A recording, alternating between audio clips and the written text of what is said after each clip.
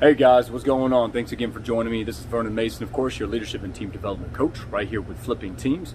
Please make sure to subscribe below if you haven't already. If by chance you're viewing this on anything but YouTube, you can certainly follow the link and you'll be able to subscribe from there. We certainly appreciate it. So you can see all the available content that's coming up and then everything that was already provided for you as well. And then if you haven't already, certainly make sure to pick up your guide, Flipping Teams, a leader's guide to building top performing teams, which a lot of our content is going to be based off of to really help you shape your career to become the phenomenal leader that you definitely are destined to be, and then also to help other team members become the top leaders that they can certainly be as well. So that's what it's all about. You can pick up your copy at www.flippingteams.com, and I certainly recommend to pick up that hardcover copy. That way it's a lot more durable for those traveling needs, and just for $4 more you can always pick up the digital copy. You can have it on any platform you wish, just for $4 more, so that way you never leave home without it. But thanks again for joining me. It has been a couple of weeks, been a little bit busy with some travel, but we certainly want to make sure we always bring you the up-to-date content. So for today, we were going to start diving a little bit more into some of the content in Pillars 4 and Pillars 5 around building alpha performing teams and of course building a culture. But we want to make sure that you at least touch base on some of the basics on what we call the SWOT analysis. If any of y'all have heard that before, then that's certainly what we're going to rejoin today. It's called the SWOT analysis. All right, so we're going to help you basically build your very own SWAT team. Now, of course, although I don't mean the actual top-of-the-line law enforcement agency that's going out there to provide always the best, but the same analogy does apply, meaning that you are building a SWAT team because you're building yourself the best right there in your sales force. And this is exactly how you're going to do it, by first starting here doing a SWOT analysis. Now, of course, the SWOT analysis really goes back all the way back to the 60s when this thing has really been taken off and where that kind of name really developed from. But this thing can go all the way back even to the hundreds in BC, especially back to the Spartan era. Which I'll provide a little bit of an example a little bit later on. But there's a reason why this particular strategy, or at least this particular analysis, is still effective to today. It does a great job. And if you're not familiar with it, well, at least go through the basics. But then I'm going to take it a step further to show you how it evolves with today's time, especially with today's type of changes with the generations, and definitely the time of changes with just our mentality, some of the shoppers and customers that are really out there for you. So it really helps mold around taking advantage of the changes. Okay, so first and foremost, let's start with the basics. So SWOT analysis, what exactly does that mean? So a SWOT, persistently here, means strengths, weaknesses, opportunities, and threats. SWOT. Okay, so again, it's strengths, weaknesses, opportunities, and threats. So it's a good type of grid that helps you identify specific identifiers within your team, within yourself, whatever type of goal you want to reach for. Okay, so to break that down, strengths, when we're looking at strengths, it's really looking at what you are the best in, maybe what you have the most advantage of when you're looking or comparing to competition. Right? So we want to make note of that. When you're looking at weaknesses, it basically means what you're lacking thereof, right? Some of those areas in which you could possibly strengthen to give you a better advantage, but right now that is your complete disadvantage that you certainly want to be aware of. You got opportunities, of course, which just as it sounds, those are opportunities to help grow your business, to help grow your team and your production. And then of course, threats. So threats, basically what's out there that can threaten you or your business to basically hold you back, kind of like those challenges and barriers to hold you back or possibly prevent you from really exceeding those goals or even reaching those goals depending on which you place. Okay, so that's just the basics in these grids, and you usually want to identify a couple of these traits in each of these grids to give you a great snapshot, an overall view to really determine how to best develop your team. But we're going to take a little step further when it comes to my system. As a matter of fact, if you do have the guide with you, you can certainly find it in your guide. We do talk about it in Pillar 4 and 5, but specifically today we're going to be talking about it in Pillar 5, building a culture, right here on page 233. Okay, we're going to get a little bit more in depth on that one. But the reason why is because, just like with today's times, you know, the SWOT analysis really kind of remained the same for years, for decades, you know, for centuries as well. And we want to make sure we kind of mold it and adapt it to some of the changes that really happens to today. So that is what we brought to you and what I definitely brought to you in my system and what we're going to look at. So of course, like we talked about the SWOT analysis, so we have strengths, right? So strengths is obviously looking at some of the bigger advantages, the things that we are the best of the best at. But I want you to look at it a little bit differently, okay? Because a majority of what we've heard and what we've gone through is people telling you that you are only as strong as your weakest link, which I think is, especially today, it's absolute baloney. Okay, it does and it can make sense in certain aspects, but for the overall general business, especially how it's conducted today, the way consumers are smarter today, the way shoppers are smarter today, and the way as ourselves we had to adapt to how we talk and build relationships as opposed to just saying hi and making a sale and saying goodbye.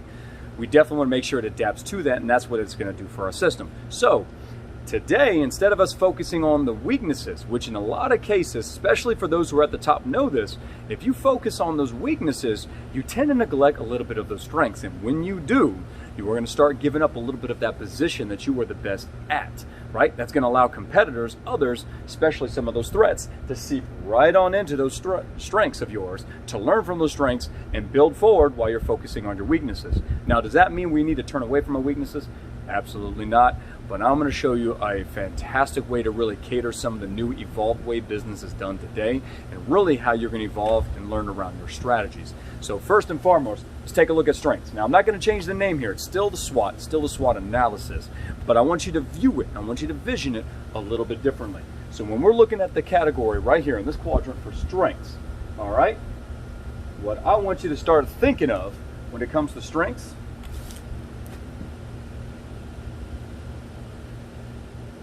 I'm sure a lot of you are going to see where we're kind of going with this. But when you're thinking strengths, I want you to think focus. Okay? Focus. So what focus means is that as our strengths, this is the category we need to harbor on. This is the category we need to make sure stays strong. We stay the best in. So this is where our focus needs to be. Our focus does not need to be on weaknesses. Okay? And I'll show you why here shortly. Our focus needs to be on the strengths. We have to continue being the best that we can be in this category. Whatever these particular ones may be, we must continue to stride on that, because that's what's going to set you apart from your competition. Okay? Now let's take a look at weaknesses. So when we think weaknesses, what I want you to think on weaknesses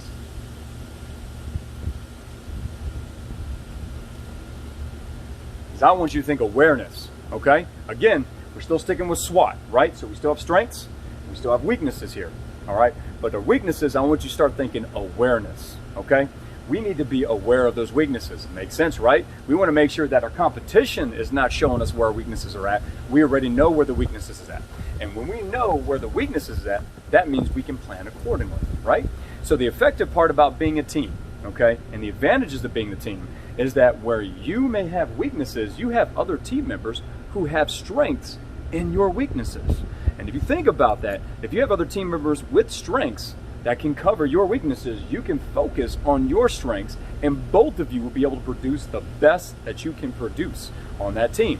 That's the benefit to a team. Now, if you're by yourself, that's where I can say absolutely you're only as strong as your weakest link, because by yourself, you need to identify those weaknesses and try to strengthen your overall skills, your overall capability.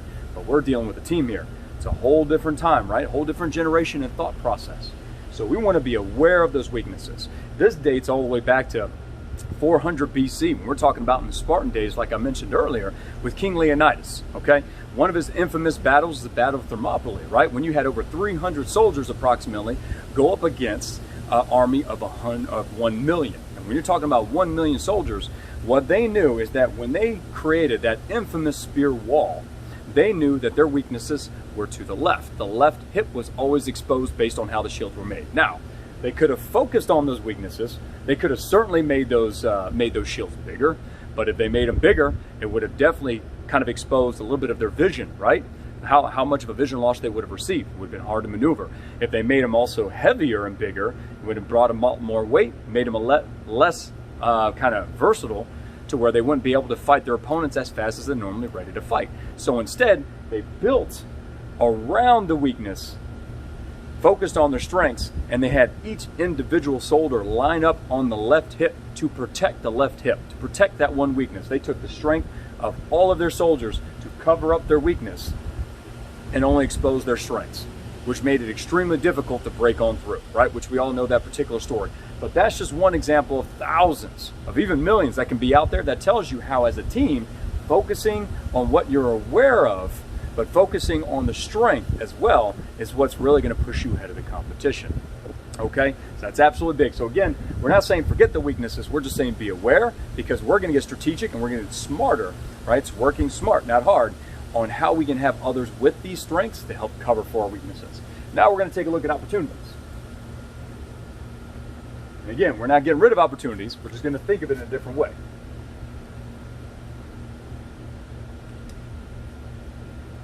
So when you think opportunities, I want you to think potential. Makes sense, right? It's an opportunity, right? I want you to start thinking potential, because opportunities is made to help grow your business. Potential means that these are the things that can help your business grow. They can help your team grow. They can help you grow. They can help achieve and exceed those goals. So opportunities need to be potential, need to be thinking about potential, right? Absolutely. And definitely excuse the noise. Probably got a helicopter flying over near an airbase. So that's our potential that we have for you. Now let's take a look at threats. Now threats, never been a fan of. That's a pretty big negative word, right? Threats kind of makes us hold back a bit. Okay, these are things I really need to think about. We're going to change up how we perceive threats.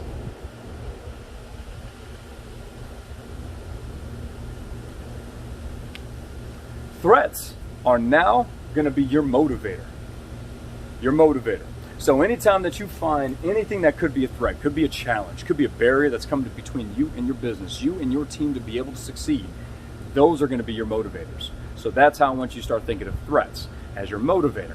That is what's going to push you to exceed your goals. That's what's going to push you further than the average person can go. That's because you are above average. And the reason why I know is because you're watching this video, is because you're picking up our guide, and this is what's going to help you build to be above average. And that's exactly how you build performing teams. So this is how you're developing your SWOT team, right? We have strengths we're going to focus on. We have weaknesses we need to be aware of, so we can strategically place other people who have those strengths to take over our weaknesses, delegate, right? Another form of that. Look at those opportunities, which is nothing more than potential, how we're going to generate more business, more growth, more development for our team. And then the motivator, any of those threats, any of those barriers and challenges out there are doing nothing but going to motivate us to overcome those challenges, to pass through those barriers that's going to get through us. And then we're going to take it a step further, okay? Focusing on strengths and being aware of our weaknesses. In this case, these are going to be internal factors. So what that means is I'm looking within my team, I'm looking within my company, within my business, when I'm looking at strengths and weaknesses, okay?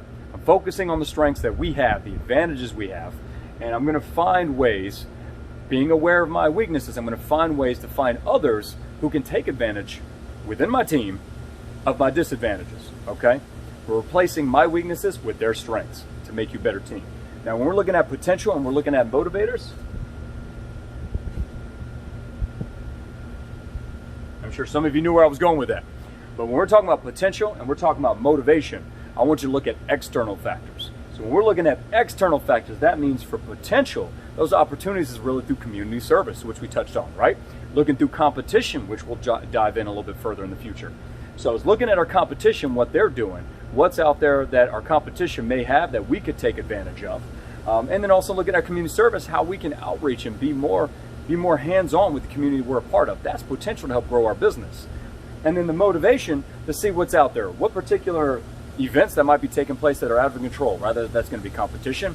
It could be political, right? That could be something of a big of a change. It could also be environmental. It could be any kind of hurricanes that might be coming up, any disasters, things of that nature that are going to be nothing more than not just a threat, but it's really going to be a motivator. It's going to motivate us to do better, to find ways around obstacles. So these are external factors right here for you. So guys, that is a breakdown of exactly how I want you to take a look at a SWOT analysis. If you have not performed that yet, then you are not creating a SWOT team. You're not creating the best of the best in this field. This is certainly where it starts at. So I wanted to break down the basics, as we're going to have some future videos, future content for you that's certainly going to cover and dive into this a little bit more. The next one we'll have is really teach you how to break down and what to look for in each of these categories, in each of these quadrants. So that way you can effectively make a SWOT analysis, and then you can effectively start taking shape on how you will develop your team. But I wanted to help your mindset, not just with the basics around SWOT, but how we're going to start looking at each category. So again, your strengths will be our focus. We are going to continue to develop what we are best in. Weaknesses, we want to be aware of. We don't want to focus on a weakness. We want to be aware of the weakness so we can strategize on how others can help us take advantage of those weaknesses by using strengths from other team members to take care of our weaknesses, right? Potential, so any opportunities we have out there, any opportunities, we got to start seeing them as potential. How we're going to grow the business, how we're going to grow our development as a team, how we're going to maintain those goals, reach those goals, exceed those goals. And threats, any threats that you find around is now going to be our motivator. That's what's going to push us to excel and push us to keep competing and keep getting better. Again, we have our internal factors, we have our external factors. And that's exactly what the SWOT analysis is going to do for you. So guys, thanks again for tuning in. Again, this is how you're going to start building a SWOT team. A lot more content coming your way. Thank you so much for joining us right here, Vernon Mason. I'm your team development and leadership coach right here with Flipping Teams. Make sure to pick up your guide if you haven't already at www.flippingteams.com. And certainly make sure to subscribe below, and of course follow that link to make sure you can subscribe if you're viewing this from another platform. Thank you so much for your time, guys. Looking forward to helping you continue to build and become the best that you and your team members can be. Always remember as well, lead from the front.